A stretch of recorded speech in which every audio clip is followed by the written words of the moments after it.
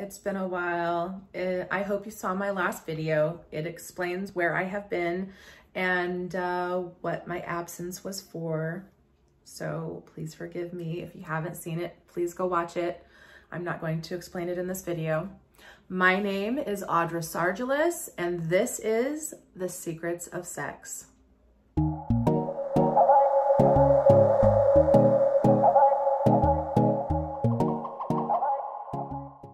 If you like what I'm doing here, please do me a massive favor and subscribe, my loves.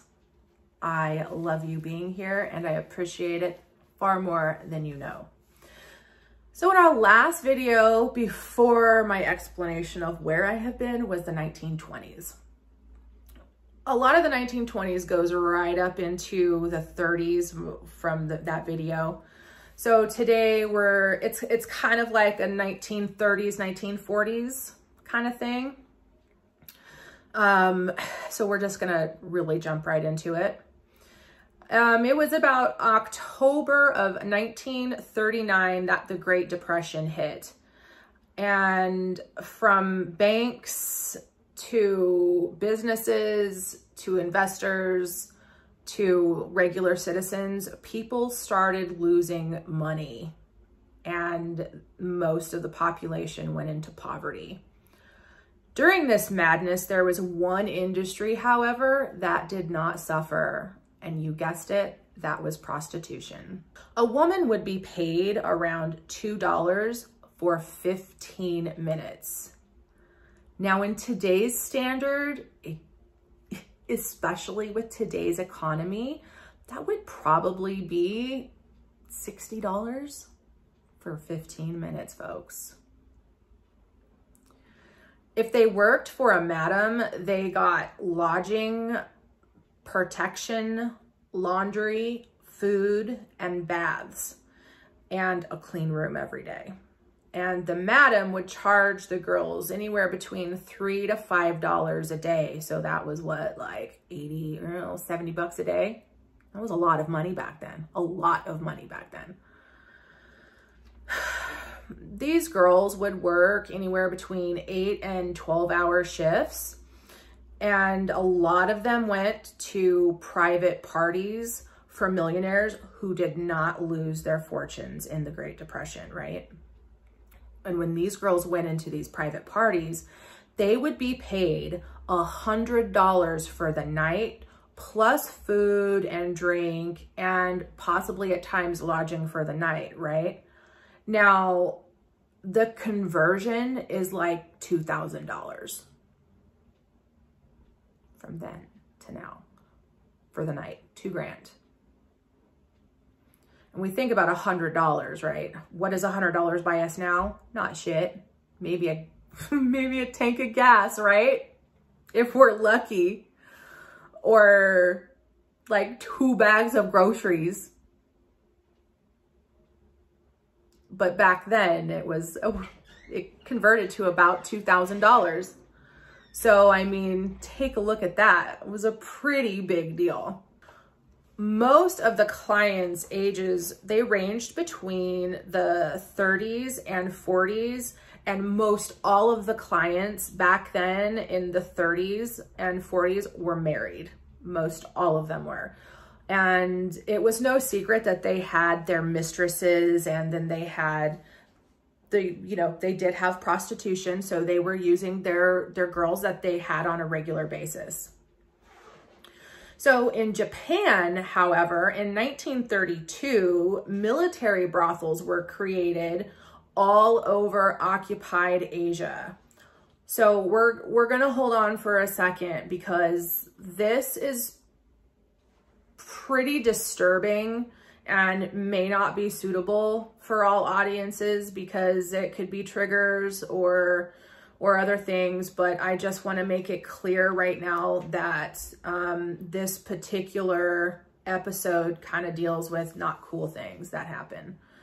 So these occupied, the occupied area all over Asia for the use of the Japanese soldiers, right? Funny enough, Very few were actually run by civilians. They were almost every single one were used, created, built by the military. All right.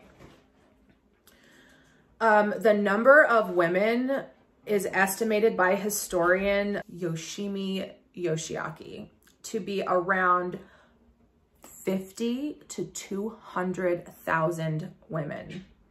Now, some were Japanese women who were previously prostitutes, but others were considered volunteers, pressured by poverty to come in because there was no other way for them to be taken care of, right? And there was no other way for them to make money. However, very, very few of these women ever made very much money because they were run by the military, and most of them were pressured into it and actually really slaves.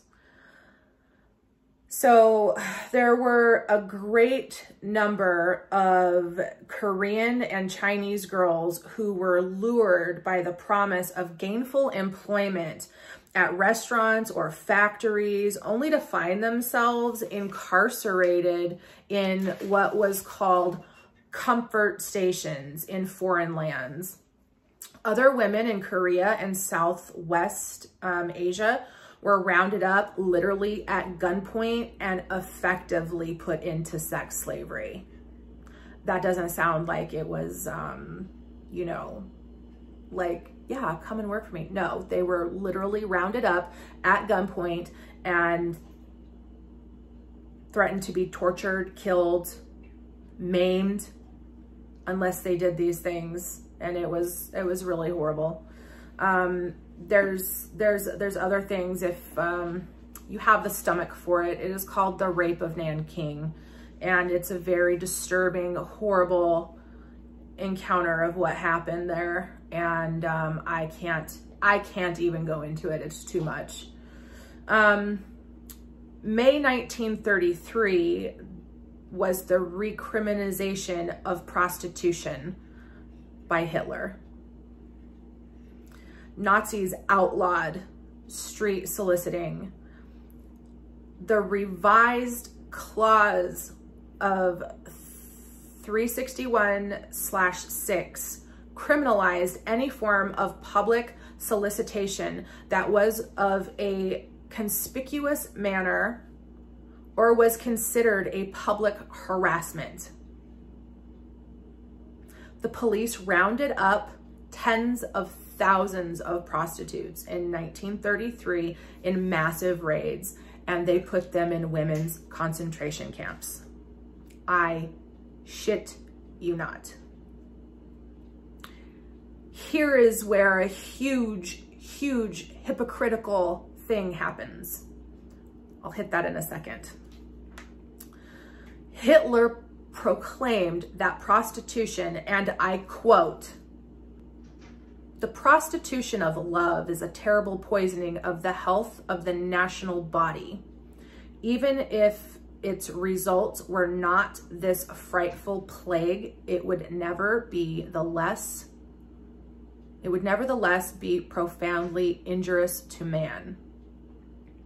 Since the moral devastations which accompany this degeneracy suffice to destroy a people slowly but surely." That's from Hitler.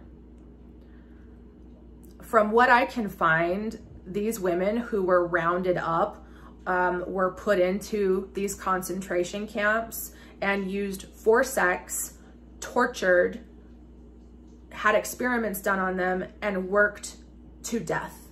This is really hard for me to talk about.